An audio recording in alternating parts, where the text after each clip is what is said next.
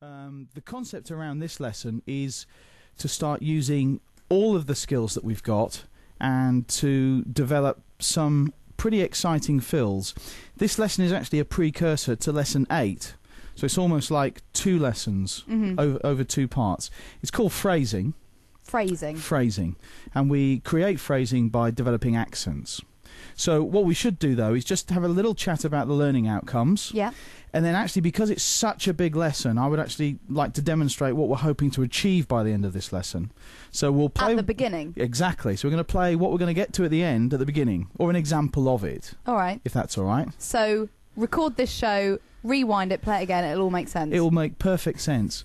But if we just go through what we're going to be doing, we're going to be developing more interesting fills. We're going to be strengthening the use of our 16th notes and our single stroke roll, something we've been banging on about for these last 6 lessons or so. Is that a drumming pun there? Well, it was an accidental one. Very but good. Let's move on before anybody notices. We're going to introduce greater use of our non-lead hand. Now, up to this point, I've always been going on about, starting with your lead hand on the beat. So if you're right-handed, your right hand, left-handed, your left hand. Correct. What we're now going to do is create more emphasis to strengthening the non-lead hand. In my case, it's going to be my left hand, through the development of accents. So one of our learning objectives today is to increase our flexibility and use of our non-lead hand, our weaker hand. And then lastly, we're going to try and look at developing more fluency around the kit. Thus far, we've only gone around the kit in that direction. In a clockwise direction. I believe so. Yes, that's check correct. The time. Yes. So that's great. So what we're now going to do is move around the kit, and actually we're going to use an L shape to play accents and play fills around the kit, and that will start to develop more fluency and control when we actually move away from the groove position. Yeah.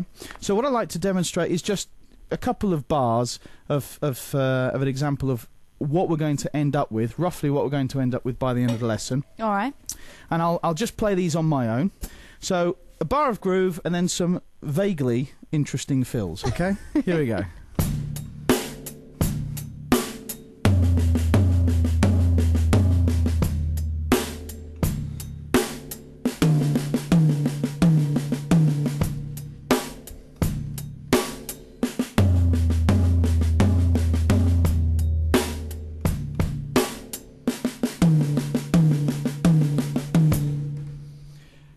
They were more than vaguely interesting. Thank you very much indeed. Just trying to be modest there.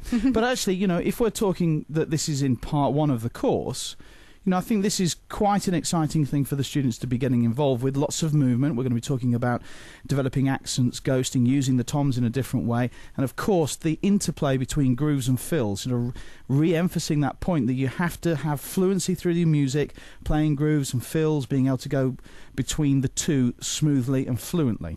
It's like learning a language, isn't it? Fluency, accents, phrasing. Well, there is all of this sort of jargon vocabulary which comes along with it, but we're explaining it as we go along, so hopefully the viewers at home are on top of that.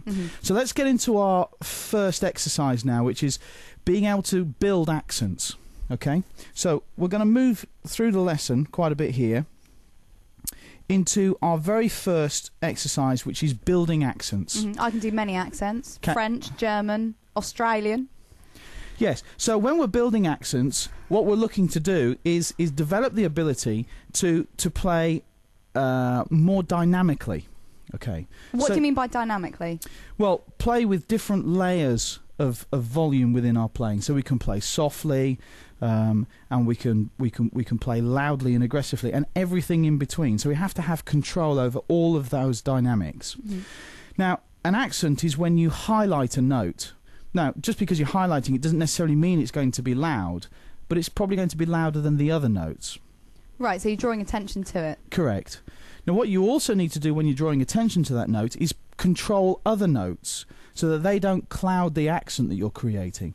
And what we tend to do is either play those very quietly, or as they're sometimes called ghost notes. It's almost as if they're not there. And I'll just demonstrate that through the technique. Yeah, because you mentioned ghosting, and I thought, I've not heard that term before, and now you're going to exemplify it. So well, there we are. I'm fine with that. Good. So what I'm going to do here is I'm going to place... well, let me just play a bar of single stroke rolls, 16th notes on the snare drum, no accents, which may sound a little bit like this. Well, in fact, it sounds exactly like that. I'm glad you said that, not me. So they should be relatively even. Let me show you again. Okay. Now, if I want to accent on the beat, for instance, just the first note, it becomes hard if I don't quieten the other notes down. So perhaps what I should be thinking about is creating an accent by bringing the stick higher, and then dropping the other notes down a little, so that we've got that contrast, that dynamic I was talking about. So perhaps something like this.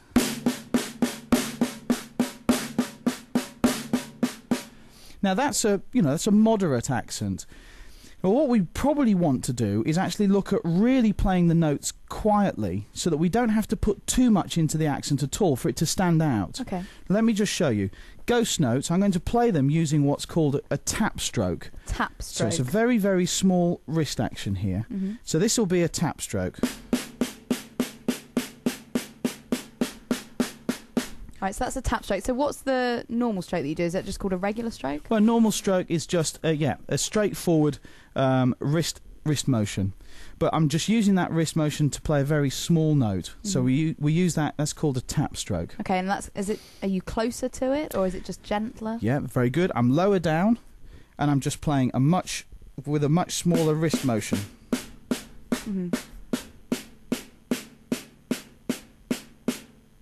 And that applies in both hands. So the idea when you play a series of tap strokes, you end up with little ghost strokes, effectively. Now, if I want to accent, the sensible thing is to bring the note that you're accenting up higher rather than hitting harder. Yes. Now, there can at a later stage be hitting harder as well, depending on how loud you want that accent to be. But just in terms of highlighting the dynamic, I'll start to play one note more loudly than the others. So the first one, bringing the note up high, 1 E and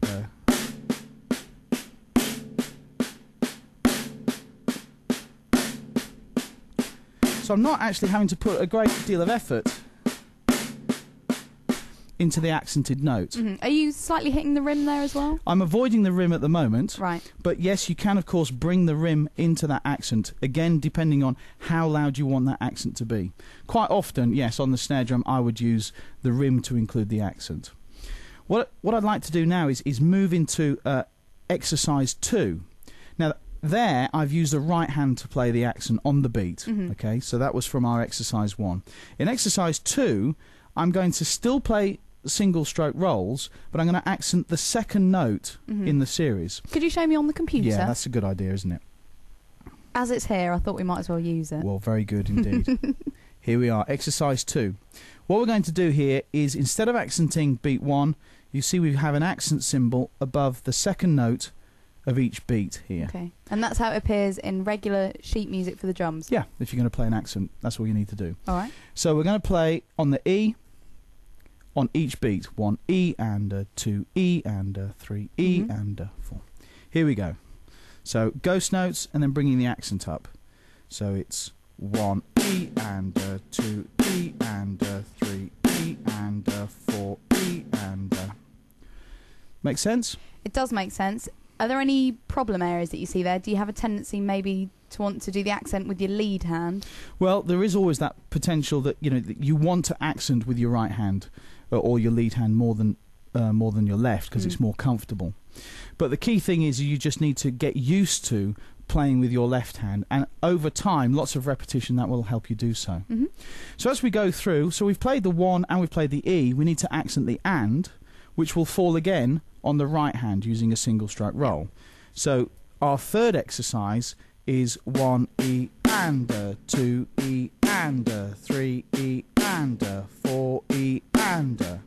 And our fourth exercise would be where we accent the A of the beat, yes, which will fall on your non-lead hand. So here we're getting lots of non-lead practice, which is 1 E and a 2 E and a 3 E and a 4 E and a.